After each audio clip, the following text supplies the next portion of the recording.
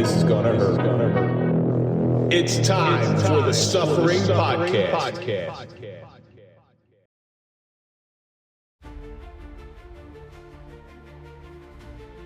We only show the world what we want them to see. We hide the characteristics that we see as deficient or less than favorable, trying to conform to what we believe the world wants to see. We are three separate people: the person that others see us as, the person we see in the mirror, and then there's the person we really are. It's a very rare thing to have all three of those people aligned. One day, if we're lucky, those three separate people will meet and hash out an agreement to become one. Our inner perceptions of ourselves begin to be displayed for all the world to see. We force ourselves and learn to be comfortable in our own skin so that we may become who we truly are meant to be. I'm Kevin Donaldson, always here with Mike Falaise, and welcome to the Suffering Podcast. If you're a fan of overcoming adversity and overcoming suffering, then we're for you, because that's what we do here and that's the stories that we highlight. So do me a favor, click that thumbs up button, subscribe to the channel, please comment, ring the bell so you can get notified of all of our new content. Now you can join. Follow us on all social media so you can find out what we're up to. On this episode of the Suffering Podcast, somebody who I've heard about for a long time. I recently met you, and you definitely exceeded all my expectations. Thank you. And that's Dejah-Maia DeJesus. Yes. See, that one just rolls right off the tongue. And we're going to talk tonight about the suffering of scars. Because your scars, although your physical scars happened a long time ago, your emotional scars lasted much longer. Thank you so much for coming in. Thank you so much for having me here. I appreciate it. It's going to be great. So before we get into anything, let's give a big shout out to our marquee sponsor. That's Toyota of Hackensack. We don't trust anybody as retired police officers or podcasters, but we do trust Toyota of Hackensack. So if you're looking for a car, go to toyotahackensack.com and let them find you a car. So Dejah, each week we take a question from our audience. This question comes from Slither Baby. Okay. You're a young lady, recently graduated from school. Yes. What is your dream job? For me, it is school psychology. To become a school psychologist, I would like to become a doctor. I love working with kids. I work with kids now. And so I think, You want to become a psychologist? school psychologist. School psychologist. Yes, a school psychologist. So I'll be specifically working in schools, but hopefully have my own practice, my own private practice. So that's my dream job. Dream big or go home. Exactly. I love it. Thank I you. love it. So it sounds like you have a passion Yeah. for psychology in general, Yeah. mental health field, all that types of stuff. And I know that comes from a place that's in your heart. Yeah. But here's the important thing, because this piggybacks into my answer. Do a job that's a purpose-driven life, okay, that gives you some sort of feeling of fulfillment.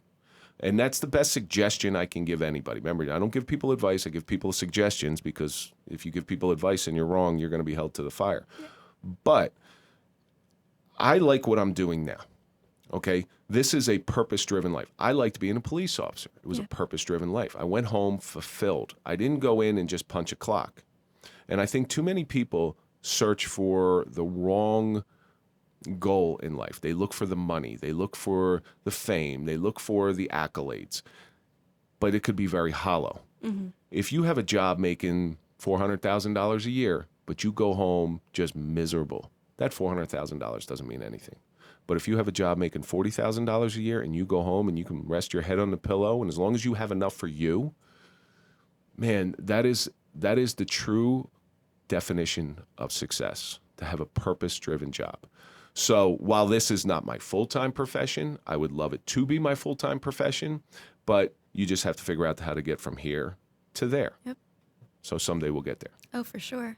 So Slither Baby, thank you for sending that one in. Keep sending in your questions, and we will try to get them on the air. And while you're at it, go see Gus over at Cubita Cafe. That's 234 Franklin Avenue. Gus is not in the food business. He's in the people business. And when you go there, you're going to see why. He treats you like family. If you're in there more than once, he will know your name. And you're going to also have some of the best food you've ever eaten. My kids constantly ask me to go there because of how he cooks, what he cooks, and it's just wonderful Cuban food. You're going to hear a lot of Spanish when you go in there. I'm not going to lie to you. You're going to hear a lot of Spanish, but you're also going to be treated with respect. You're also going to be treated like your family. So go over and see Gus at Cubita Cafe, 234 Franklin Avenue, and tell him the Suffering Podcast sent you. So Dejah, the story I've heard about you from our mutual friend, Pastor Adam Burt, for years. For years, he's like this amazing girl. She went through all this stuff, and she's killing it now. And he's a guy who I listen to. He's a guy who I trust. And then one day you show up, and I was introduced to you by Kevin. This is the girl. This is her. Yeah. This is her. Now I knew your mother. You know, I've seen her in church plenty of times. And then you show up, and boy, did you not disappoint. Oh, thank you. You know, you have that bubbly personality, and I'm so glad that we had a chance to connect. But then this guy comes up to you in church. He's like, "Listen, I run a podcast, and I think you're perfect for it." So you got to tell me what's going through your head at that point. I think for me, I was just like, oh my gosh, like, whoa. Because I don't do stuff like this. I'm very private. And so to me, my story personally, I just don't think it's a big deal. Yes, it's a big deal, but I don't think it's something that's like, whoa, like, oh my God, breaking news. Because it happened to me, and like you grow from it and you keep on going on like throughout life, right? And so I was just like, when you asked me, I asked my mom, I asked my sister, I was asking everyone, I was like, what do I do? Like, I don't know. Like, I don't know how to feel. And one of my mentors, Bianca, Dr. Neil, love her. She was just like, you should do it. She's like, you have such a powerful story. And I think like it may not impact everyone, but the people that need to hear it, it's going to like affect them like positively. It's just And I that was one just like, person. yeah. It's just that's all it is. Yeah. Is that one person. Forget about everybody else. Yeah. It's that one person who really needs to hear your message. Oh, exactly. And so I think, you know, being able to like, you know, use this platform to like talk about, you know, what happened to me at 2 and now where I am in life now, and, you know, how I overcame like adversity and like, you know, dealing with like burns on my face and, you know, dealing with life in general, I think is something that was important to me to express. And, you know, no one's life is perfect. That's one. And two, like, you know, we can all learn things from different people and like their stories. And I think that's something that's really important because that can change your perspective on things that you never knew about before that you now know. Well, so when you meet somebody else who's gone through some trauma, Yeah, and you've gone through some trauma, you automatically have a connection with them. of course. And that's a rare thing in this world, when you automatically have a connection with somebody, because you trauma bond. Yeah. So your story, with you having you in here is a little bit different, because usually people's trauma happens later on in life, and you know, I'm going to ask you how you grew up, where you grew up, Yeah. but it kind of melts right into the beginnings of your journey. So where did you grow up? Okay. Well, my parents met in the Navy in San Diego, California. So actually, I was born in San Diego, California. And you moved to New Jersey from Yeah. the most beautiful place in the world. What does matter? Blame them. I don't know. We got to have a talk. We're going to have a talk after No, I'm this. kidding. So we moved to New Jersey. My mom's parents, they lived in New Jersey. They lived in Maplewood, and yeah, we lived with them. And then the fire happened, and then you know, my family and I, we moved to New York in Spanish Harlem, and I grew up on Pleasant Avenue, and then we moved to Madison Avenue, and then my dad's originally from Texas, and so, you know, he likes a little suburb and vibe and stuff like that, and so my dad and mom decided to move back to New Jersey. This is where my mom, you know, was raised, and so we now live in Maplewood. I've been there for the last 12 years, and yeah. So you pointed out something very important in your story. So you're living in Maplewood. You're 2 years old. Yes, 2 years I old. want to paint this picture. You're 2 years old. How many siblings are in the house? At that moment, 2 more. There's 2 more Yeah. siblings. So there's 3 of you in the house Yes. plus your parents. How much do you remember at the age of 2 about this devastating fire? I don't remember anything except, you know, the stories that, you know, people tell me. I don't remember it, but like, you know, you're like, oh, wow, like that's crazy, or I didn't know that before, you know. So tell me about the incident. So Yeah. you have this house fire. Tell me Yes. about the incident, on what you've heard and what you know. Yeah, so, you know, moving from California to New Jersey, we lived with my grandparents in their house. And so on October 16th, at 12:01 a.m., my mom woke up to the smell of smoke, but also our cat Luna, like screeching. And so my mom woke up, and she woke up my father, and, you know, my siblings and I, we all shared our own little room. And she woke up, you know, my grandparents, and she was just like, something's going on, like there's a fire. And so my papa, he actually was a Marine. he, was just like, oh, I have to like go see what's going on and like Save the world. Yeah, save the kids. My grandbabies, I love them. And so, my mom and dad like try to help. And, they got my sister out, my titi, my aunt, my sister. She, left the attic, so she was like fine. And, we were just like trying to figure out what happened. And, the police are there, firemen are there, and no one knows where I am or where my little brother was. And my brother just turned 2 months prior to the fire. You sure you're not Irish? Because you got Irish No. twins in your family. 9 months No. apart. I know. So, it was devastating. It was like, what's going on? Like, shock, like Two panic. little children are missing. Yeah. And so, basically, they found my brother. They got him, and no one knew where I was, which was just like, where's Dejah-Maia? Like, where is she? And so, Fireman Bell, he came in, and, I had a bunk bed with my sister, and I slept at the bottom, and she slept on the top. I wasn't there. I was sleeping, and I just found this out maybe 5 years ago or so. I was underneath my brother's crib, sleeping, like throughout the entire like. Was that normal for you to go underneath I your don't brother's think crib? so. I don't know. I don't think so. And so that happened, and then they got me out. They got my little brother out, and then the house went boom, and that was the end of the house. And so, we're on the scene, I'm, unconscious, they have to resuscitate me. They have to resuscitate my little brother. And, we finally get a pulse from both of us, and, we're all separated. So I went to the hospital in Livingston, St. Barnabas. Yes, I'm like, what? Yeah. And, everyone else went to Newark, Beth Israel, Summit Health, all over. You're scattered to the wind. Yes, all over. I was unconscious. Like, I didn't know what was going on, and I'm too. Like, I can't talk. I mean, yes, I could talk, but like, I can't advocate for myself. And so, that was, I don't know how I felt, but I'm pretty sure, like, now looking back at it, I'm like, that's kind of scary. Like, you don't know what's going on. You don't, you're knocked out, and yeah. And so, my brother who passed, he was transported to Newark with my dad and my sister. And who was with me, I think, in St. Barnabas was my papa, myself, and I think my aunt. And, They're my okay. Aunt, yeah. Like, they're fine. They're fine. They're fine. My papa, not so much. They actually had to sedate him because he was, like, freaking out. He's like, what's going on? Like, where is everyone, And so, yeah. So my mom came over, saw me, and I was just unconscious. I was sedated, I guess you could say. I was in a medical coma. A medically induced coma? Yeah. And Now your brother passes. Yes. It's the worst thing a parent could ever hope for. Yeah. Is a child passing. Do you mind sharing what he passed from? Yeah. So at first he was fine, and out of the two of us, I was the one. When my parents saw me, the doctors told them that I would be a vegetable, and if I lived, like, that would be a miracle, but I would need help. Now burns. You got some burns on your forehead. 3 burns, yes. Where is there anywhere else that's? Yeah, I actually have some right here. Yeah. But they're very faint. And so that happened, and then with my brother, things just started to go left. His body started to shut down, and they thought at first, like, oh my God, like, he's making movement, he's making progress.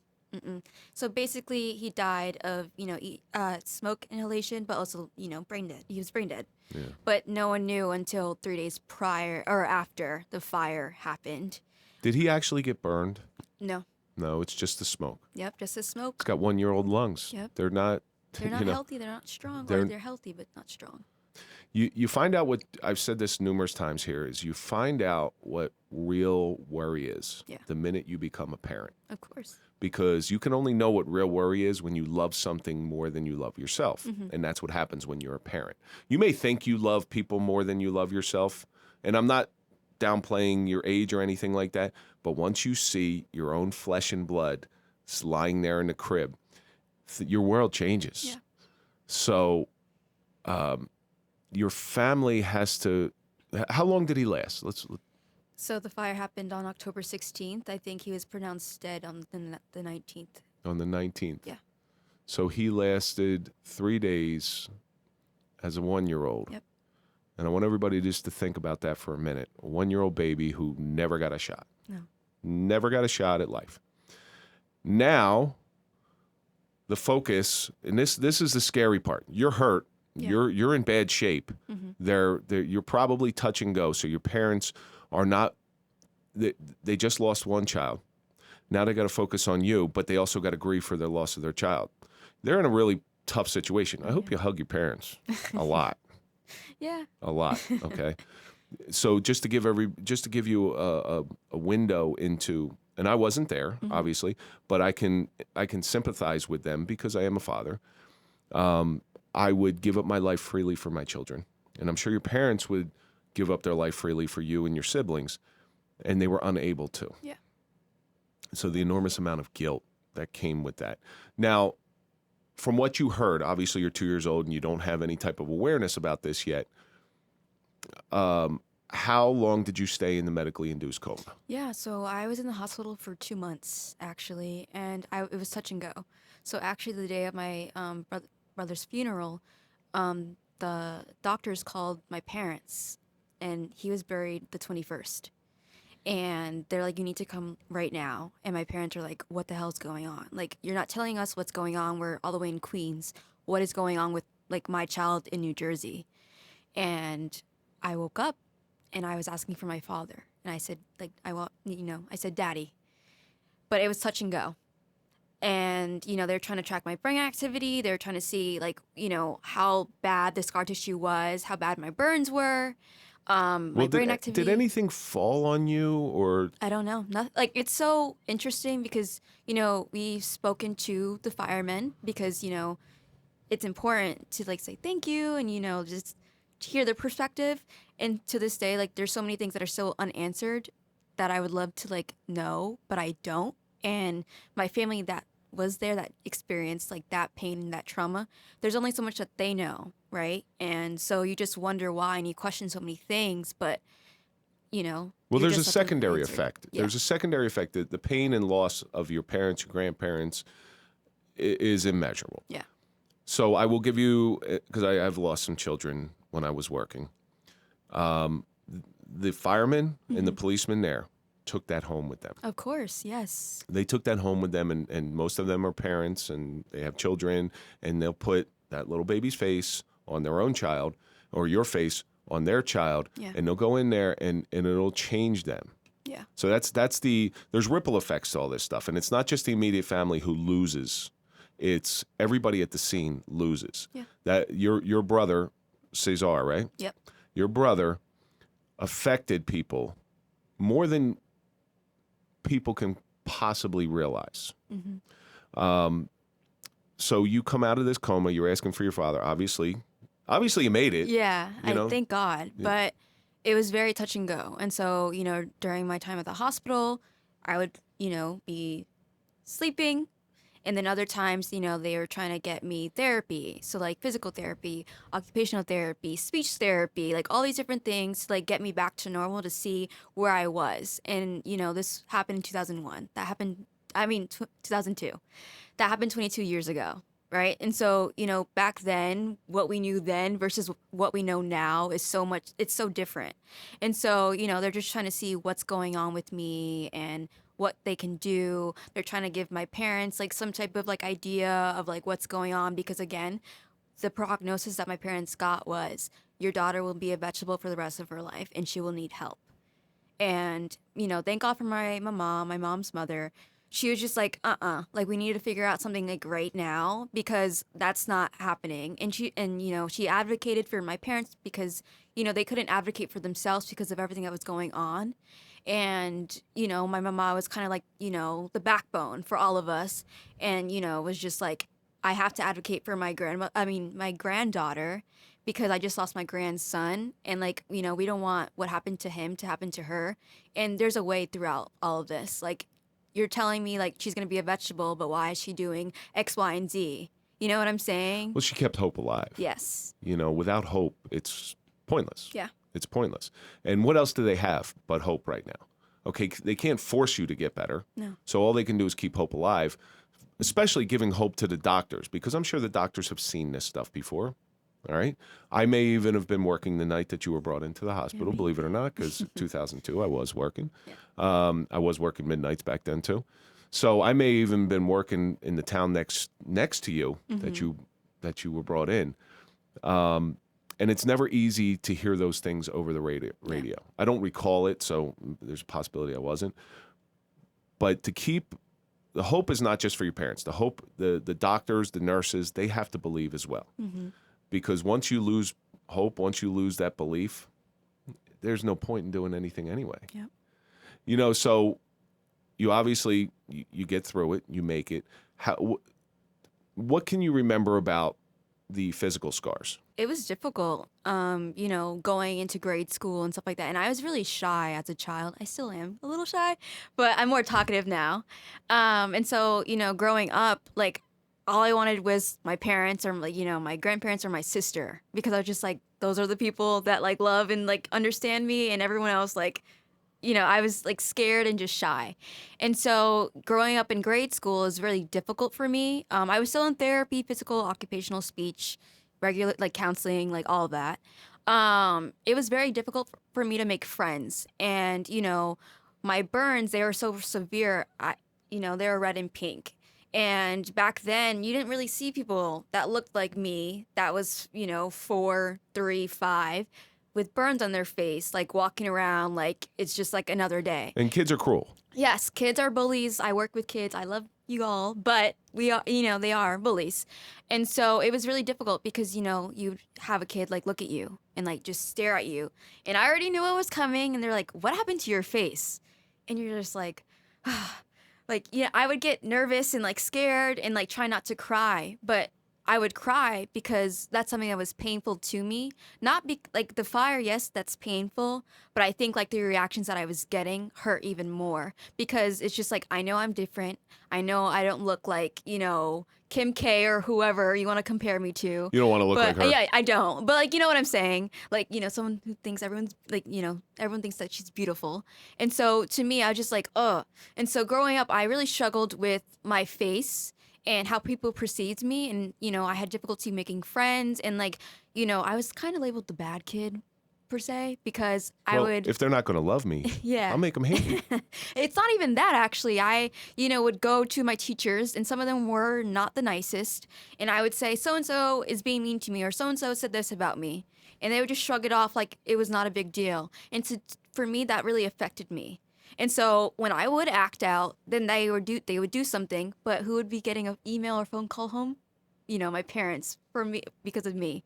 And so that was difficult, and, you know, just trying to fit in. And I felt like I never really fit in. Even now, thank God, I'm okay with that. But, like, back then, I was like, oh, I just want to be, like, the cool kid and, like, you know, have friends and, you know, have play dates with people that, like, you know, are cooler than me, or, you know, that I look up to, or, you know, whatever. All so children want that. So all children just want to fit in. They want to be part of the group. They want to be part of the cool kids. Yeah. And it's not until you get much older that you realize that's just a farce. That's just a fantasy. And it's not even really that important. Yeah. And, you know, I tell my kids this too. So for a short time, my son was hanging around with a group of friends, and they were, quote unquote, the cool kids. And I said, dude, they're not the ones you want to hang out with, because when trouble hits, you're going to turn around and those kids are going to be gone. You're going to see tumbleweeds. Yeah. And it's the ones who you think are weird, that are not like everybody else. If you're kind to them and you treat them genuinely, that's how you build an army. Yep. That's how you build a pack, a bunch of buffalo. But it's not, unfortunately, that lesson is wasted on youth. You cannot teach a child that. Oh, by the way, you don't need to be one of the cool kids. No, it just doesn't work out. Now, go to your home life for a second. Your parents are still reeling from the loss of this child. Yeah. And now it's you and your sister? Yes, and it's funny. Not funny, but it's interesting. So my brother, actually, the youngest one, Christian, he was born a year after. And so he was born in 2003 on October 20th.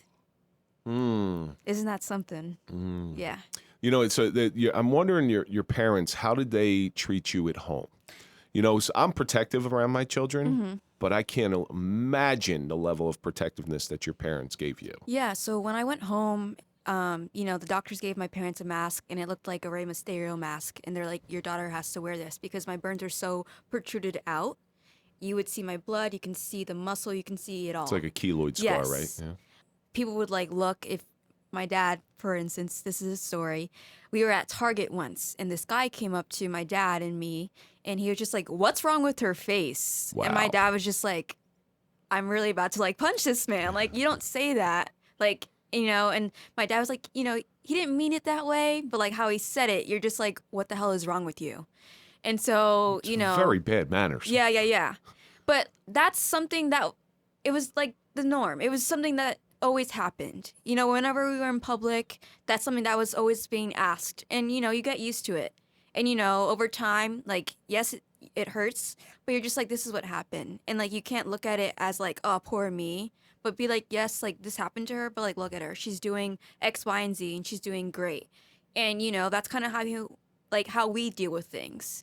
But did they, as far as you going out with friends and things like that, did they limit that stuff because of the trauma that they experienced? No. I feel like out of all my siblings, they allowed me to do not whatever I wanted, but I can go to a concert. I can do a bunch of different things that perhaps like they wouldn't let me do, but they allowed me to do because you got lucky. I'm going to tell you why. It's the guilt. It's like, well, she's been through enough. Let's give her a little bit of leeway. So you're actually kind of fortunate with that. I don't know about that. I think, there's 4 of us, 3 still living.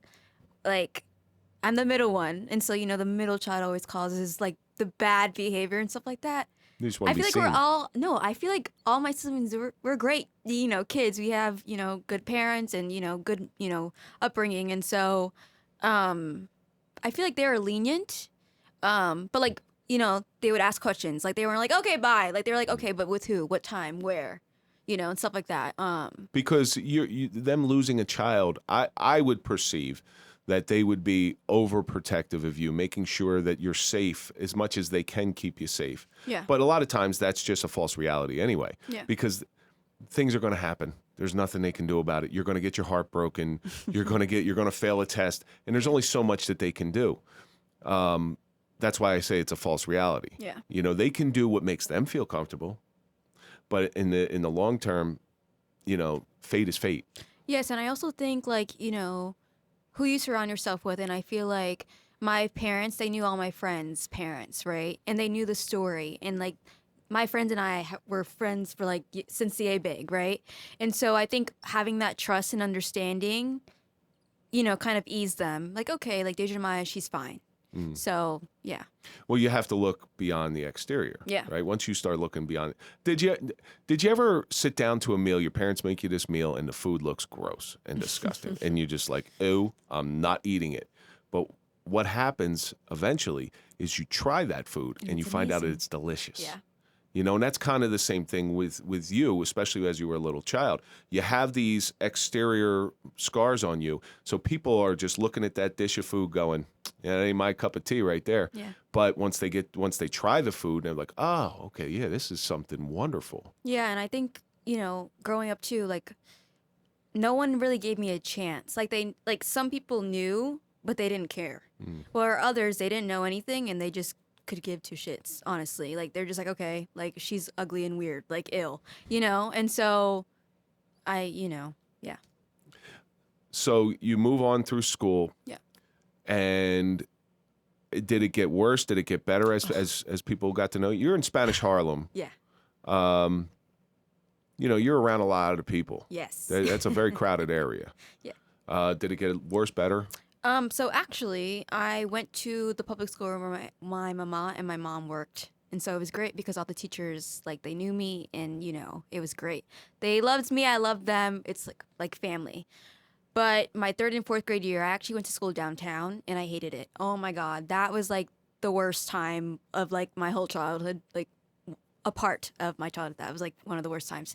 I would get bullied left and right. And it was weird because K and first were together. No, I'm sorry. First and second were together and 3rd and 4th were together and so forth. And I would just get bullied. And when I would talk to my teachers, I'd be like, hey, Miss So-and-so, so-and-so did this to me. Like, I didn't like that. nothing. I would have to cry or like scream or do something that was bad for them to be like, oh, like we have to handle it. But they wouldn't really handle it because I would get reprimanded, not the student. And so, you know, it was shitty. And actually, my fourth grade year, my fourth grade math teacher had a son. I was in fourth grade. He was in eighth grade, would bully me every morning. What would he say? Chicken face, pizza head, like a bunch of different things. Like he was an asshole. And I would go to her like during math. I'm like, hi, I just want to let you know, like your son said this to me like this morning. Did not give two shits. And, you know, again, I was in therapy. Like I was, you know, making sure like I wasn't like gonna like have a big outburst and things like that. But I was just like, you need to like reprimand your kid. Like you can't. Words can hurt. You know, yeah, exactly. And it really affected me because, again, it was difficult for me to make friends. And the friends that I did have, like they didn't go to my school that I was at then. They were all at my old school, and so I was just like, "This is ass." Like, so ugh. You're a young child. You're trying to find your way in this world, and your ego is always very fragile as a child. Now you have this extra added layer that's going to make it even more fragile. Mm-hmm. So when somebody says something, those things hurt. Oh yeah. Yeah, those things hurt.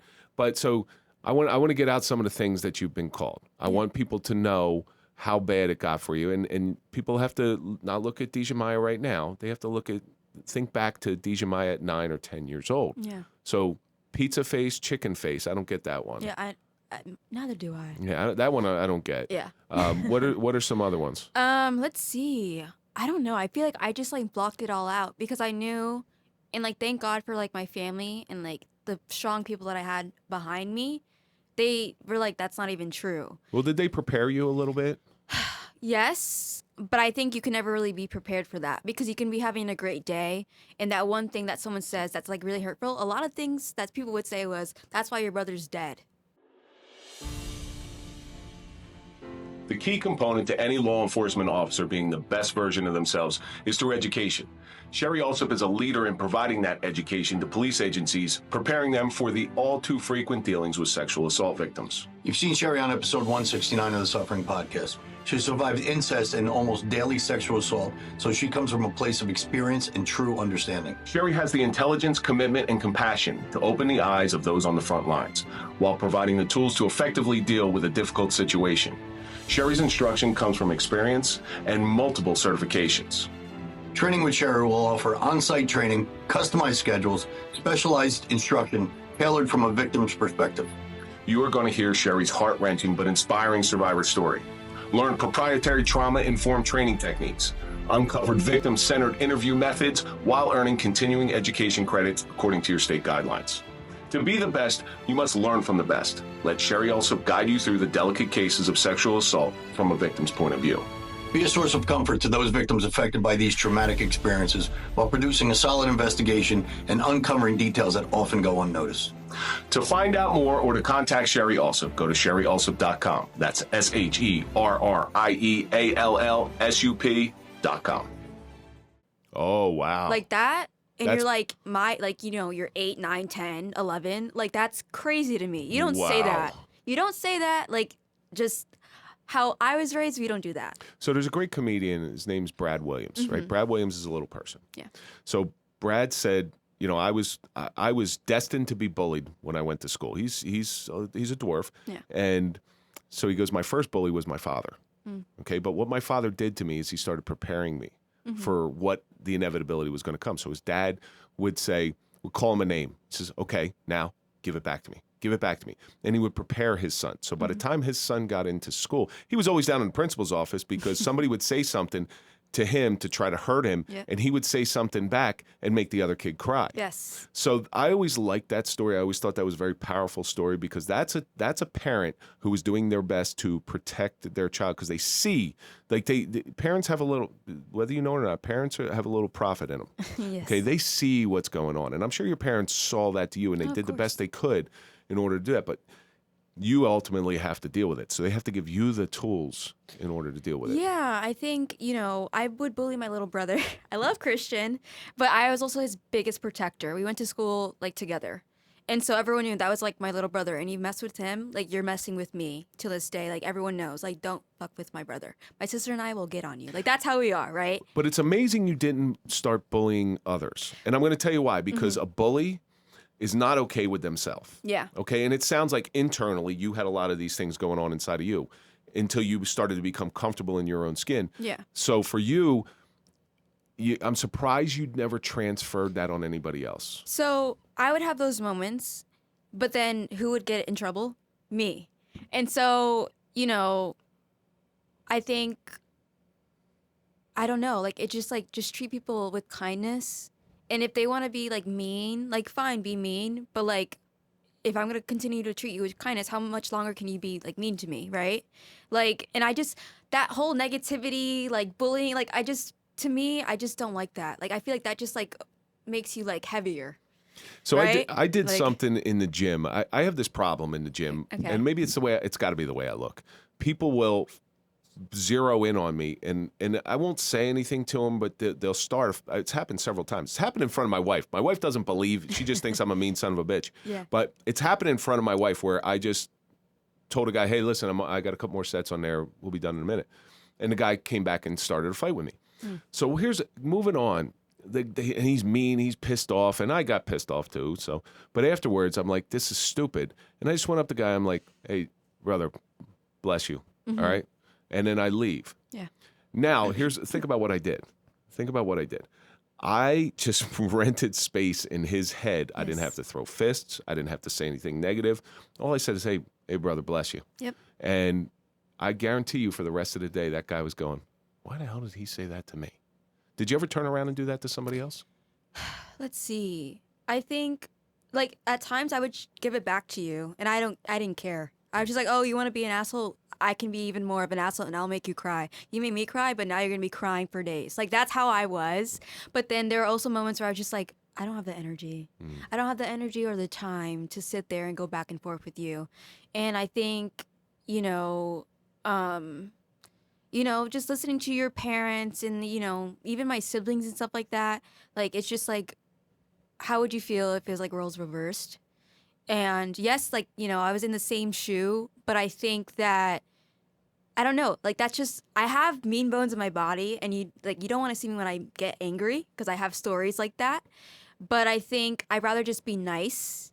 And if you don't like my niceness, then that's on you. Like, cool, like be an asshole, be miserable. But I'd rather be happy and know that like I'm being a great person and you're just being a shitty one, So your physical scars growing up, how much space did they rent in your head? So was it all consuming? For the most part, kind of, yes. But I think moving to Maplewood, it kind of changed. It was... How old were you when you moved to Maplewood? I was 12. Okay. And so I was going into my 7th grade year. You're hitting puberty, you're becoming a woman. Yep. And yeah, that's when things get a little sticky. Oh, yeah. And so one of my family friends, she went to the middle school that I went to. And so she was telling everyone, she's like, this is my cousin. Like, she's coming to school, blah, blah, blah. I'm so excited. And so everyone was like, oh, my God, like, you're so beautiful. And I was just like, what the hell is going on? Like, that was just, like, so weird. And I was just like, thanks. And, like, just kept it moving in. Like, I made my friends, and it was great. And no one really mentioned my burns.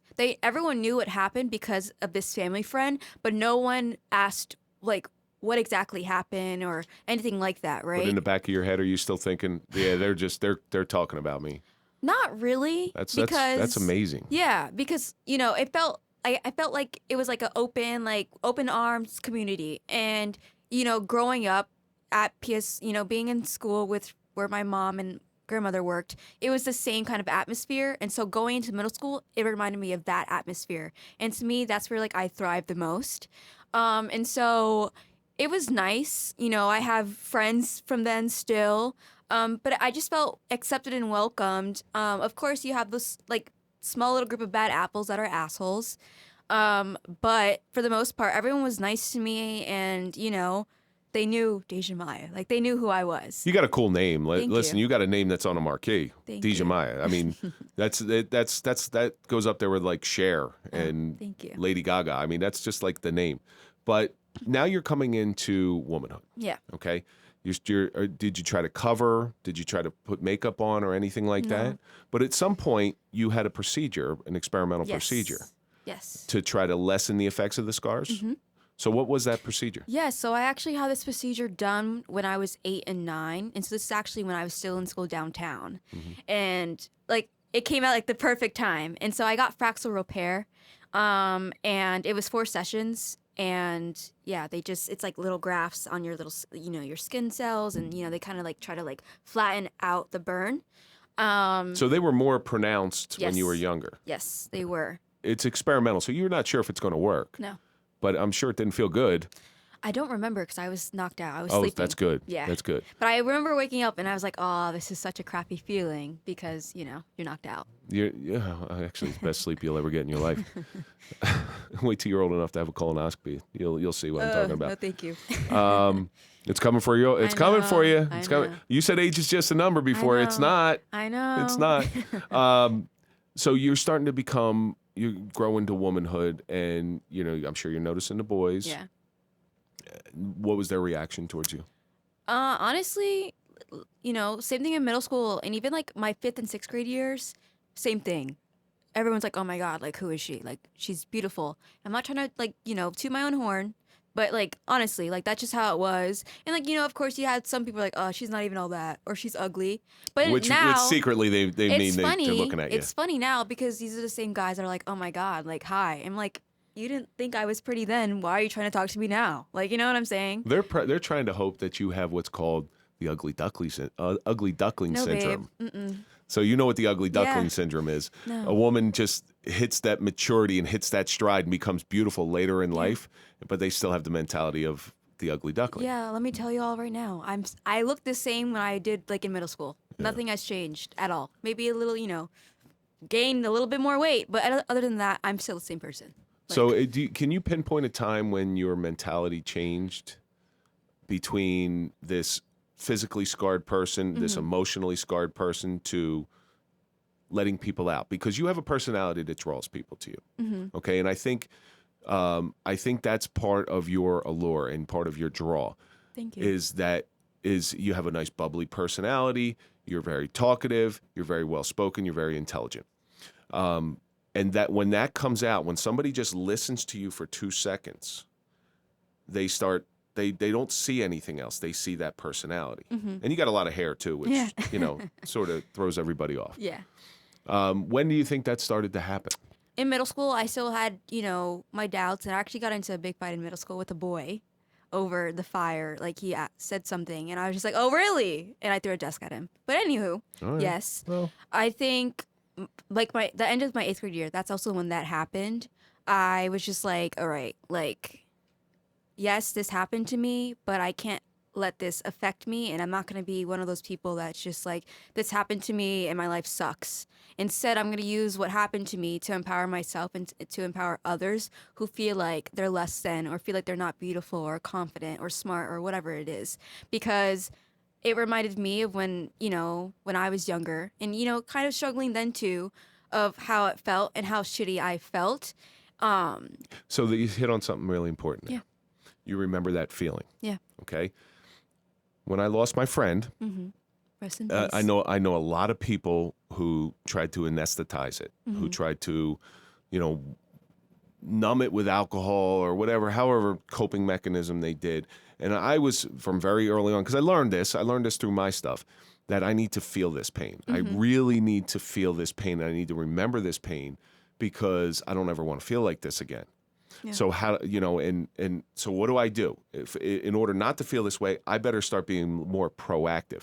It sounds like that's what happened to you. You remember that feeling of what it's like to be marginalized, to be put down, to be bullied, and now you're making sure that never happens again to you or anybody else. Whenever someone would ask what happened to my face, I would always cry, and I would tell the story crying. They're like, "What the hell is this girl saying?" And then I'd be like, my brother passed away. I was running a fight. They're like, oh, okay, got it, right? And I think, it was, going to, the end of 8th grade year, going to 9th grade year, I was just like, what is going on with me? People were still asking me, but I wasn't crying. And I wasn't shaking. And I wasn't getting red. And I wasn't getting agitated, right? And I was just like, what is going on? Like, that's so weird. Like, I always cry when I tell this story because it's so, It's raw. hurtful and painful and, raw. And I think that's when I was just like, all right, like, what are we doing here? Like, let's see what, happens. And, Your biggest weakness mhm, became your biggest strength. exactly. That's what happened. Yeah. And it takes a long time to figure it out. You're very fortunate that you were able to figure that out. But Thank you had, since you've been 2 years old, Mm-hmm. most people's trauma, like I said, hits them in their 20s and stuff. And they're fully functional adults. They already found their way in this, like, and then all of a sudden the rug's pulled out from Mm-hmm. underneath them. You didn't have a rug from the time you were 2 years old. No. So you had to learn to deal with this. You had to learn different coping mechanisms than most people in this world. Yeah. So that's a strength. That's a gift.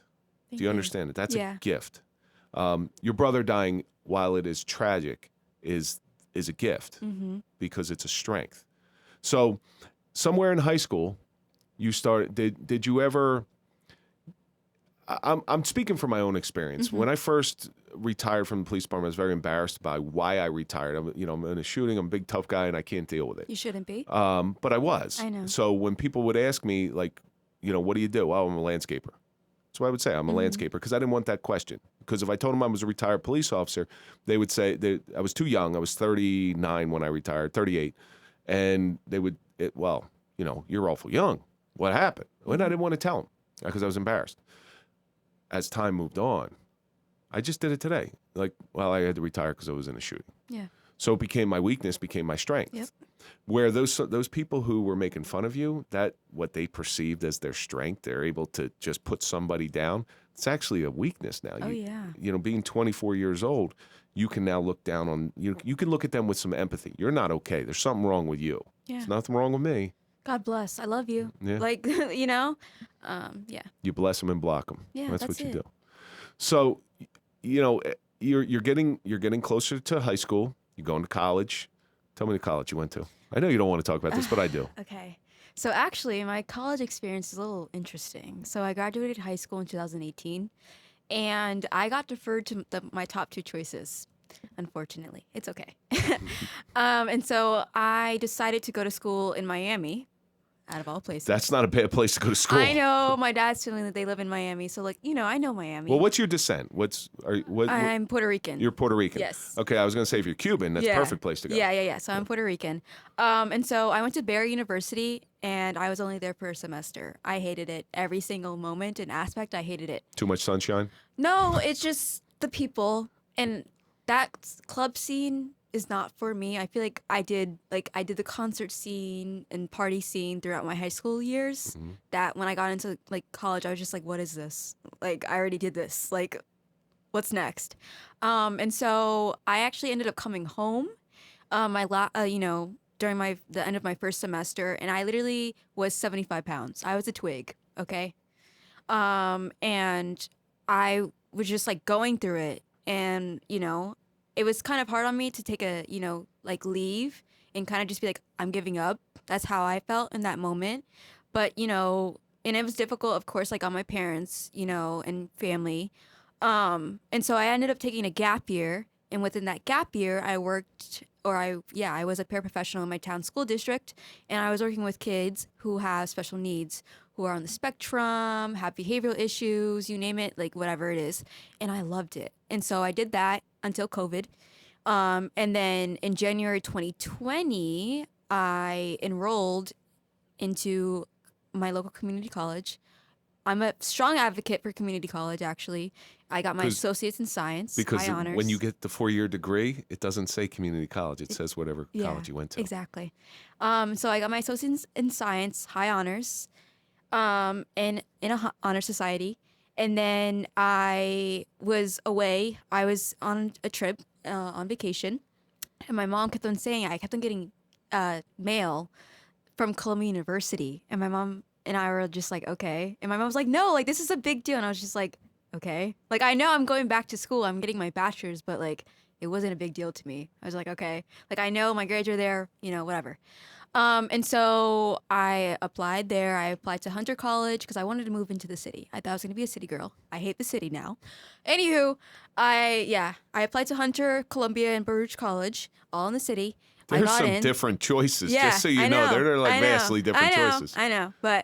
And I got into Columbia, and I started in January 2022, and I just graduated in May with my BA in psychology. So you got a BA from Columbia University, and this is so that's that community college that you talked about. Yeah. You saved. Do you know how much money you yeah. saved your parents by going to community college? I know. Oh my gosh. It was great. And your degree still says Columbia University. Yep. So now you're out. You're ready to. You're at 24. You're very idealistic. I'm going to break this news to you. You're very idealistic. You're going to go out there and you're going to change the world. And you're going to get hit in the face with reality. And you've been hit in the face with reality before. So I want you to prepare yourself for that. That it's not all sunshine and rainbows. Yeah. There's some ugliness out there, and you're going to fail. Oh, I can tell you that right now. But I have a story for you. those failures, they're going to teach you more. So tell me about that failure. Yeah, so actually, I was a crazy lady. My last year at Columbia, I decided to take 39 credits. So 18 credits in the fall. Ooh, 39 credits in a year. Wow. Yes, and 21 credits my last semester, the spring semester. Why did I do that? I don't know. Anywho, but I got through it. And so during that time, too, I was actually applying to grad programs for school psychology as well to get my PhD in school psych. And so I applied to 3 schools. My dad, he was, born in Texas but raised in Miami. He's like, you should apply to UF. So I applied to University of Florida. I applied to LSU, and I applied to Tulane. One of my good friends went to Tulane, and I actually went to go visit her when I took my gap year, and I loved it there. Love New Orleans, great spot. And so I got 2 no's from LSU and UF, which I was like, okay, fine. I didn't want to go to Florida and LSU. I mean, whatever, it's fine. But I scored an interview with Tulane, which I was like, yes, let's go. And I was, stressing, and I was talking to my boyfriend. I was like, I don't know, like, why or what possessed me to, like, do all this while working 3 jobs and also, like, applying to grad schools and, like, getting ready for my interview for Tulane. I don't know what, but I did it. And so I had my interview for Tulane, and I was waitlisted. Man, let me tell you, when decisions came out October 15th, and I contacted the professor, and I was just like, hey, I'm waitlisted. Like, what's going on? Like, I want to be a part of your team. Like, I'm excited. She's like, hate to break it to you, but no. And I was like, damn. And I remember, like, I was okay. And, it took me a second to be like, oh, this really hurts, And I felt like the biggest failure, like, ever. Because I was just like, everyone, my, story of college or higher ed is, non-traditional.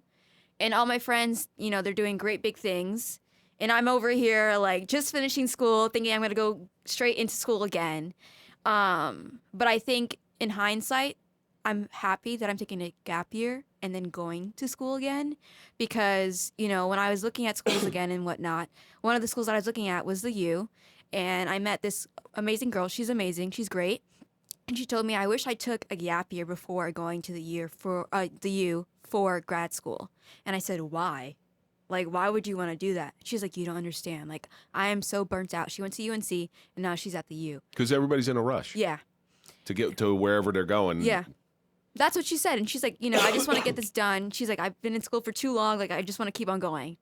And when she said that, I was like, huh? I was like, I'm not going to feel that way when I finish at Columbia. And now, like, looking back on it, I'm just like, thank God that I'm able to just, work, chill, travel. I'm a part of 2 labs. So I'm a part of a Rutgers University lab, and I'm a part of a University of Georgia lab. And I'm like, I think this is what I needed, because now I know when I, interview and get into the schools that I applied to, I know what they're looking for. I am more, well-rounded. Yeah, and stuff like that. So you need some practice. Yeah. If there's a big value to coming to have to work as hard as you have to work in order to get in these places. Mm-hmm. I mean, you had to work hard to get into Columbia. Yeah. Now you're going to have to work hard to get into whatever school you choose to continue your education, because your ultimate goal is to do what you love. Yep. And it sounds like you want to be this school psychologist. You want to work with some really, you're going to see some stuff. Wow, you are going to see some stuff. I love it. I love the bad kids. Give them to me. I love it. Like, I love it all. But there's no such thing as a bad kid. No, there's not. I believe there's no such thing as. But the ones that are labeled as bad. There's a lot of bad parents. Yeah. Well. There's a lot of bad parents. So I'm a big believer. It's just like there's no bad dog. Mm-hmm. It's a bad owner. There's no bad children. There's bad parents, for whatever reason. But so you could have slipped into that. You understand the fine line you had to walk. You could have slipped into that bad kid category. What do you think was the deciding factor that you didn't go there?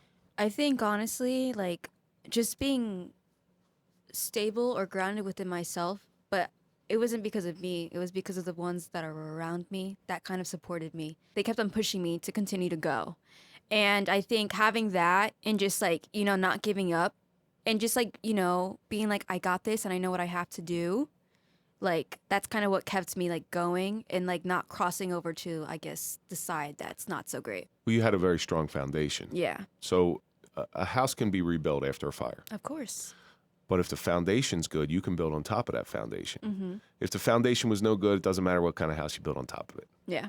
So you need to be very grateful. Like, this is one thing I'm going to tell you. You really need to be very grateful to that foundation that supported you and held you up when you were leaning, when you were unsteady and unsure. And because they're the reason why. I mean, look at all the great things that are going to happen. Thank you. Look at all the great things that have happened to you. Yeah. So I hope that you can see that the way I see that. Of course. I see that. So have you had the opportunity to reach out to somebody in your situation who maybe has some scars that they have to get over? I think it was high school, my senior year of high school. I actually went back to where I was at St. Barnabas, and I was a teen VIP. And, you see, we didn't go into the burn unit, but we went into the NICU unit and, the kids center and stuff like that. And that's where I was. And just doing the rounds and, like, seeing all the patients that were children that, were struggling on whatever it may be, it really, I was just like, damn. And, having, like, just talking to them or playing a game with them or, asking them, what they like to do and, like, just, having conversations with their parents or, loved ones. That was amazing. And, But you're the hero. You're the returning gladiator into the stadium who just won the title. Yeah. You were there and now you're here. Yeah. And that hope, you're going to pass on that hope that your grandparents were giving to the doctors when you were in a bad spot. Yeah. That's you now. During my time at St. Barnabas, I was thinking of like reaching out to see about like a burn group and like see. And I actually was thinking about it, but like it was my senior year and crazy busy. So I never did it. And it's funny, my boyfriend actually like asked me about this like maybe 2 weeks ago. And I was just like, yeah, but I don't know, like maybe. So I don't know, we'll see. So you were given certain gifts in life, right? Yeah. Those gifts, and on surface value, they don't look like gifts, but you know that they're gifts now. Mm-hmm. Do you know those gifts aren't for free? Oh, no, of course. There's a debit that you owe. Yeah. And your debit is to help somebody else along who's been in your shoes to try to get them through that sticky spot, the same way your family and your foundation was there to get you through that sticky spot. Yeah. And I encourage you to do that, because here's one of the things, it sounds like you're the type of person, especially going into the field that you want to go into, that you feel better making others feel better. Oh, yeah. All right. So do you know what kind of lives you would impact if you were to go in there and do that? Well, that's what I'm saying. Like, the kids that I work with, I love it. I love kids. And like, I was 5. I was like, I want to be a doctor and work with kids as a kid, Mm-hmm. And so even the kids that I work with now, and, then I'm like, I love you all. I think for me, something that's really important is molding yourself into each person's needs, right? So like children, for example, that's what I work with. You have to mold yourself into each child's needs, right? And, you see their growth over time. And it's just like, wow. And I love that because I was a part of their journey and a part of their growth. And I think for me, that's kind of what draws me into school psychology. And also, of course, like, some of the students that I worked with, they've had trauma, they've had struggles, but being able to kind of, be like, we're going to fix that so you're better, because I know you are so much better than what you're doing right now. And like seeing their growth and progress, that means so much to me. And so like that kind of like solidifies like my why and why I want to do school psychology. Well, if you hadn't gone through what you've gone through, Mm-hmm. I don't think you would be in the position you are now, as driven as you are, as successful as you have been up until this point, without pain and suffering. Mm-hmm. Okay? So we're coming to the end of this thing, and I want my audience to just take a look and find you somewhere. So where can they find you? You can find me on LinkedIn. Yeah. Dejah-Maia DeJesus. Yeah, Dejah-Maia DeJesus. Okay. Yeah. It just rolls right off the tongue. Thank you. So we are coming to the end of this thing here. Yeah. And you've gone through suffering that few people can hardly imagine. You know, it was not a suffering. It was not a self-induced suffering. You didn't start with drugs. You didn't start with any of that stuff. It was thrust upon you. Now, if you know your story of a hero, all heroes are ordinary people, and they have this adversity thrust on them. And that's what really brings out the heroic thing in there. And that's how I see you. Thank you. But it had to teach you something. This suffering had to teach you something along the way, because otherwise it's a very wasted opportunity. Yeah. So what do you think your suffering, the suffering of scars, has taught you? I think for me, one thing is like to keep on going. And your trauma or your story that is like, you know, affects you negatively doesn't have to define who you are as a person, because, you know, there's so many different aspects and, you know, things that go on within your life that, you know, can make you become better or just like help you be a better person. What happens throughout your life is like a strength, not a weakness. I love it. Thank I you. love it. Dejah, thank you so much for coming in. Thank you for having me. I really appreciate this. And I think you've only just begun. Oh, thank you. And that's going to do it for this episode of the Suffering Podcast, The Suffering of Scars with Dejah-Maia DeJesus. And let's think about all the stuff that we learned. Trauma bonds us all. Words can definitely hurt. Wait for the outside to match the inside. Experience gives you certain tools. Trauma does not have to define you, but most importantly, one day your weakness has the ability to become your strength. And that's going to do it for this episode. Don't forget to go to popple.com, put in the code TSP20 for a 20% discount on your digital business card. Follow us on all social media. That's LinkedIn, Facebook, Instagram, X, now on Rumble, and of course, OnlyFans. That's going to do it for this episode. Don't forget to follow me, Real Kevin Donaldson, and also follow the Suffering Podcast. And we'll see you on the next episode.